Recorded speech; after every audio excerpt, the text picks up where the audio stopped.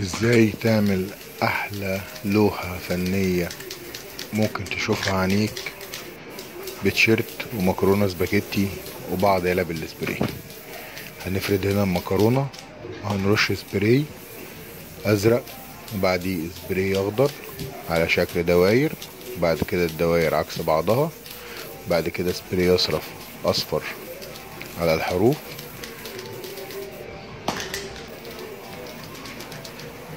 بس اهم حاجه في الموضوع ده يا جماعه ان احنا نبقى لابسين ماسك عشان ريحه السبراي الدوكو ده بتبقى شديده قوي.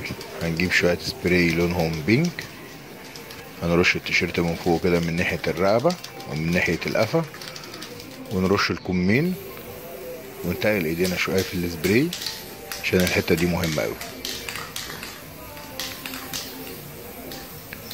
هنيجي بقى من تحت شويه سبراي احمر من تحت كده جمال لحد ما نخلص بقى التيشيرت كله من بعد المكرونه.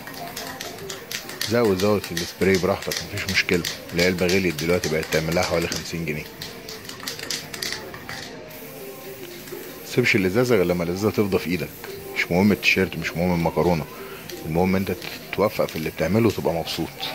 نجيب السبراي بقى الاصفر تاني سنه منه على الاحمر عشان يدي معانا اللون البرتقاني الجميل اللي احنا شايفينه ده.